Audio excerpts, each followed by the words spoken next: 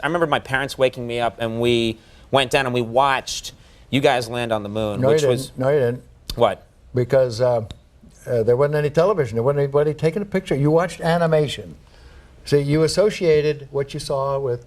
I have very hazy memories. Yeah, I know. Well, no, but what we saw was we all were gathered around the old curved top radio and listened. Talking about how many feet we were going to the left and right, and then I said contact light, engine stop. It was and a few exciting. other things, and then Neil said, Houston, Tranquility Base, the Eagle has landed. Man, how about that? That was very exciting. Not a bad line. Yeah. This was.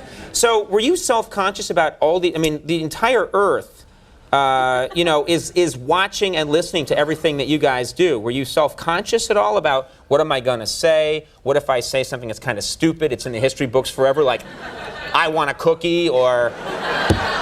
You got it. You're worried then. We were focused. I was afraid that Neil might say, hey, you better go out first and, think up a couple of lines to say when you step on the moon. Right. 99, proceeded, 3, 2, 1, ignition. Right away, Houston. Bet you're good.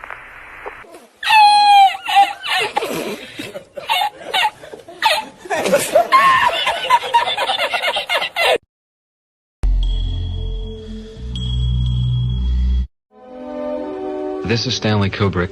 I think that if the reigning powers had any great respect for good pictures or the people who could make them, that this respect was probably very well tempered by the somewhat cynical observation that poor and mediocre pictures might just as well prove successful as their pictures of higher value.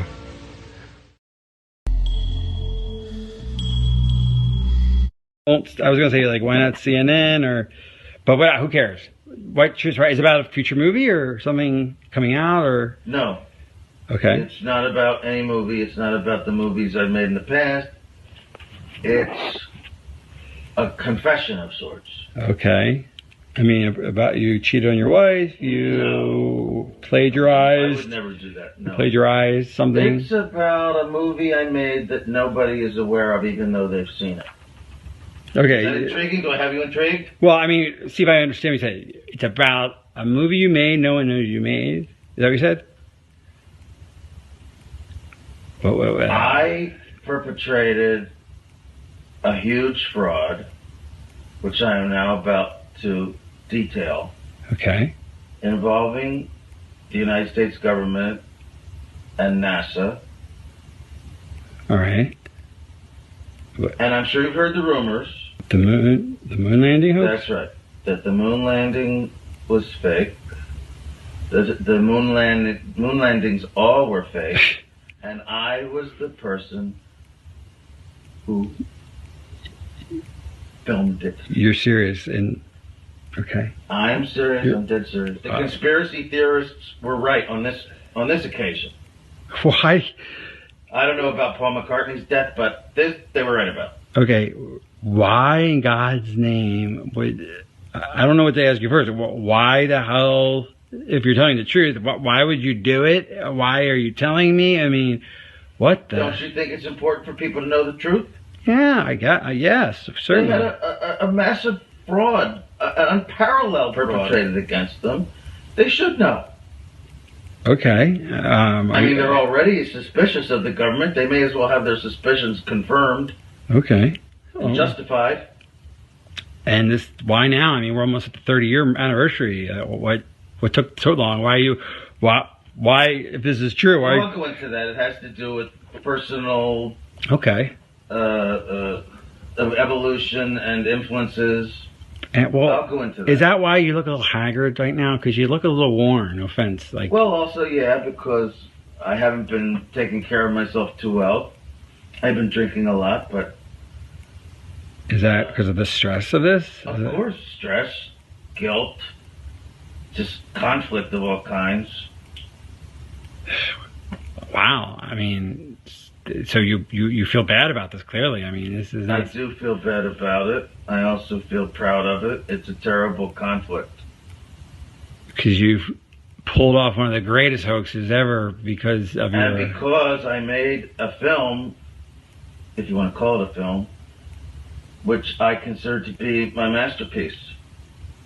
And you can't take credit or even talk about it I'm hereby, well, you are now. I'm hereby taking credit. Right, but you can't actually go out. You're doing when people see this, But no you'll be one's dead. this until 10 years, Right, or 15 15, years yeah. after my death. So you can't talk to Roger Ebert about it. You know, does that frustrate you?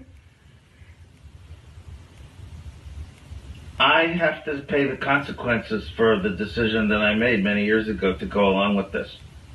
Like a deal with the devil. It's Faustian, to be sure. And is that why you got such power in Hollywood? I mean, that would explain that. Why I have the freedom I have, that was part of it, yes. So why did Armstrong go? I mean, he was such a moral, principled man. Why would he go on a fake moon mission? I don't believe that. Well, they strung him along because they led him to believe, oh, don't worry, we're going to have the money in a few years and we'll actually go and then you will go. They'll have. Of course, You mean they'll have the technology in a few years? Yes. Okay. They will have enough, they will be able to actually perform the miracle of going to the moon. And yes, he would be in the saddle. So in other words, okay, let's make this clear. Kennedy set a deadline, psychological deadline of the 60s. They knew they couldn't beat it. Right. But they would be they great could PR if they did. Right, and if they did, you're saying they sincerely thought that they would really get there within a few years. I believe, yes, they did think so. Because that's what that's... Although some didn't.